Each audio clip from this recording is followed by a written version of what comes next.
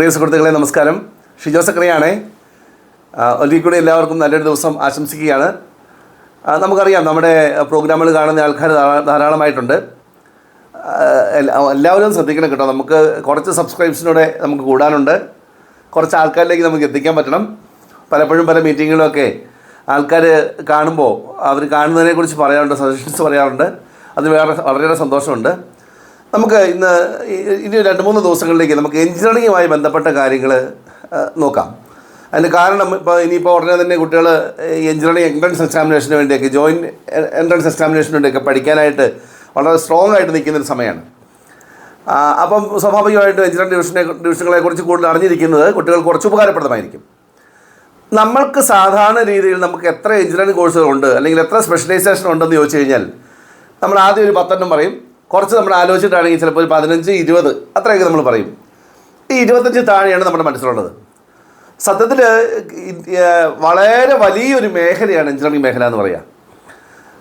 അതിൽ എല്ലാ വർഷങ്ങളിലും അപ്ഡേഷൻ വരുന്നുണ്ട് എന്ന് പറഞ്ഞാൽ സ്പെഷ്യലൈസേഷൻ കൂടി വരുന്നു, അതിൻ്റെ ട്രേഡുകൾ വ്യത്യാസം വരുന്നു, ബ്രാഞ്ചുകൾ വ്യത്യാസം വരുന്നു, എഞ്ചിനീയറിംഗ് കഴിഞ്ഞ് കുട്ടികൾക്ക് കിട്ടുന്ന ജോലിയുടെ പൊസിഷന് വ്യത്യാസം വരുന്നു.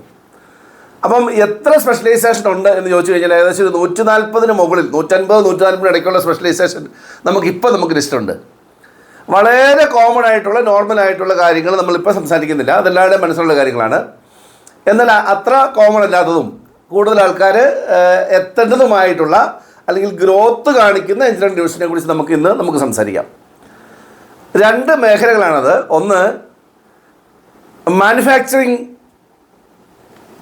എഞ്ചിനീയറിംഗ് ആൻഡ് സയൻസ് എന്ന് പറയുന്ന ഒരു മേഖലയും രണ്ടാമത് ഇൻഡസ്ട്രിയൽ എഞ്ചിനീയറിംഗുമാണ്. ഈ രണ്ടിലും നല്ല ഗ്രോത്താണ്. പക്ഷേ നമ്മുടെ കുട്ടികൾ അധികം പോകാത്ത മേഖലയാണ്. നമുക്കതേക്കുറിച്ച് ചെറിയ കാര്യങ്ങൾ പറഞ്ഞു തരാം. ഇൻഡസ്ട്രിയൽ എഞ്ചിനീയറിംഗ് ആണ് നമ്മൾ മനസ്സിലാക്കുക. ധാരാളമായിട്ടുള്ള ആൾക്കാർ പോകുന്നില്ല, പക്ഷേ ഗ്രോത്ത് നന്നായിട്ട് കാണിക്കുന്നൊരു മേഖലയാണ്. നമ്മളിതൊരു വ്യാവസായിക എഞ്ചിനീയറിംഗ് അല്ലെങ്കിൽ ഇൻഡസ്ട്രിയൽ എന്ന് പറയുന്ന ഒരു സെക്ടറിൽ മാത്രം ഒതുങ്ങി നിൽക്കുന്ന സാധനമല്ല. നേരത്തെ അങ്ങനെ പഠിച്ച ആൾക്കാർക്ക് അതിൽ മാത്രം അങ്ങനെയുള്ള ജോലികൾ മാത്രം വന്നെങ്കിൽ ഇന്ന് അതിൻ്റെ ഹെഡുകളും കാര്യങ്ങളൊക്കെ മാറുന്നുണ്ട്. അത് സത്യത്തിൽ എന്താ പറയുക, ഓപ്പറേഷൻ, റിസർച്ച്, സിസ്റ്റം അനാലിസിസ് ഇങ്ങനെയൊക്കെയുള്ള കാര്യങ്ങളിലേക്ക് ഈ എഞ്ചിനീയറിംഗ് കഴിഞ്ഞ ആൾക്കാർക്ക് പോകാനായിട്ട് സാധിക്കുന്നുണ്ട്. ഇനി ഇതൊരു ഹെൽത്ത് മേഖലയിലാണെങ്കിൽ, ഹെൽത്ത് കെയറുമായി ബന്ധപ്പെട്ട മേഖലയിലാണെങ്കിൽ ഈ എഞ്ചിനീയറിംഗ് കഴിഞ്ഞ ആൾക്കാരുടെ ജോബ് സാധ്യത എന്ന് പറയുന്ന മാനേജ്മെൻറ്റ് എഞ്ചിനീയർമാർ അല്ലെങ്കിൽ ഹെൽത്ത് സിസ്റ്റംസ് എഞ്ചിനീയർമാർ എന്നൊക്കെയാണ് അറിയപ്പെടുക. അപ്പം ഇൻഡസ്ട്രിയൽ എഞ്ചിനീയറിംഗ് എന്ന് പറയുന്നത് ഇൻഡസ്ട്രിയൽ മേഖലയിൽ നിന്ന് മാത്രമല്ല മറ്റ് മേഖലകളിലും പ്രവർത്തിക്കാൻ പറ്റുന്ന ഒരു എഞ്ചിനീയറിംഗ് ബ്രാഞ്ചായി, ശാഖയായിട്ട് മാറിയിരിക്കുന്നു എന്നതാണ് പ്രധാനപ്പെട്ട കാര്യം. രണ്ടാമത്തെ മേഖല നമ്മൾ ഇതിന് മുമ്പ് പറഞ്ഞ പോലെ തന്നെ മാനുഫാക്ചറിങ് സയൻസ് ആൻഡ് എഞ്ചിനീയറിംഗ് എന്ന് പറയുന്ന മേഖലയാണ്. അത് ആ വാക്കിൽ പറഞ്ഞിരിക്കുന്ന പോലെ തന്നെയാണ് അതിൻ്റെ കാര്യങ്ങൾ. മാനുഫാക്ചറിങ്ങുമായി ബന്ധപ്പെട്ട കാര്യങ്ങളാണ്. എന്താണ് മാനുഫാക്ചറിങ് ചെയ്യുക? എല്ലാ പ്രോഡക്റ്റുകളും, ലോകത്തുള്ള എന്തൊക്കെ പ്രോഡക്റ്റുകളുണ്ടോ നമ്മൾ ഉദ്ദേശിക്കുന്ന ചെറിയ നമ്മുടെ എന്താ പറയുക ടോയ്സ് തുടങ്ങി അല്ലെങ്കിൽ എയർക്രാഫ്റ്റ് വരെ നമ്മൾ ബിൽഡ് ചെയ്തെടുക്കുന്നതാണ്. നമ്മുടെ ഹോം അപ്ലയൻസ് എല്ലാം എന്തുമാത്രം വെറൈറ്റിയോടുകൂടി വരിക. ഇപ്പം ചെറിയ ഉപകരണങ്ങളായല്ലോ നമ്മുടെയൊക്കെ കിച്ചണിൽ ഉപയോഗിക്കാൻ തുടങ്ങിയില്ലേ. നമ്മുടെ കാലത്ത് അല്ലെങ്കിൽ 10 വർഷം മുമ്പ് 15 വർഷം മുമ്പ് ഉണ്ടായിരുന്ന ഒരു സംവിധാനങ്ങളേ അല്ല ഇപ്പോൾ നമ്മുടെ കിച്ചണിൽ. ഇപ്പോൾ ഹോം അപ്ലയൻസ്, കിച്ചൺ ടൂൾസ് ഒക്കെ ഇതിൽ വരുന്ന കാര്യങ്ങളാണ്. അപ്പോൾ മാനുഫാക്ചറിംഗ് എന്ന് പറയുന്നത് വളരെ വിശാലമായൊരു മേഖലയാണ്. അവിടെ മാനുഫാക്ചറിംഗ് എഞ്ചിനീയറിംഗ് എന്ന് പറഞ്ഞു കഴിഞ്ഞാൽ എന്താണ് സംഭവിക്കേണ്ടത്? ഈ പറയുന്ന ഈ തൊഴിലാളികൾ അല്ലെങ്കിൽ വ്യക്തികളും യന്ത്രങ്ങളും ഉൾപ്പെടെ, അതല്ലെങ്കിൽ കെമിക്കൽ ബയോളജിക്കൽ ടെക്നോളജി ഉപയോഗിച്ചുകൊണ്ട്, അതും അല്ലെങ്കിൽ എന്താ പറയുന്ന ഫോർമുലേഷൻ ടെക്നിക്കുകൾ ഉപയോഗിച്ചുകൊണ്ട് നമുക്ക് ആവശ്യമുള്ള എന്തൊരു കാര്യത്തിനെയും, ഏതൊരു അസംസ്കൃത വസ്തുവിനെയും അത് ഏറ്റവും യൂസ്ഫുൾ ആയിട്ടുള്ള പ്രോഡക്റ്റാക്കി മാറ്റാൻ സാധിക്കുക എന്നുള്ളതാണ് ഈ എഞ്ചിനീയറിംഗ് കഴിഞ്ഞ ആൾക്കാർ പഠിക്കുക. ചെറിയ കാര്യങ്ങളല്ല, ധാരാളം സാധ്യതയുള്ളൊരു മേഖലയാണ്. ഒരുപക്ഷെ എനിക്ക് തോന്നുന്നു ഇന്ന് ലോകത്ത് ഏറ്റവും കൂടുതൽ ഗ്രോത്ത് കാണിക്കുന്ന എഞ്ചിനീയറിംഗ് മേഖലകളിലൊന്നാണ്.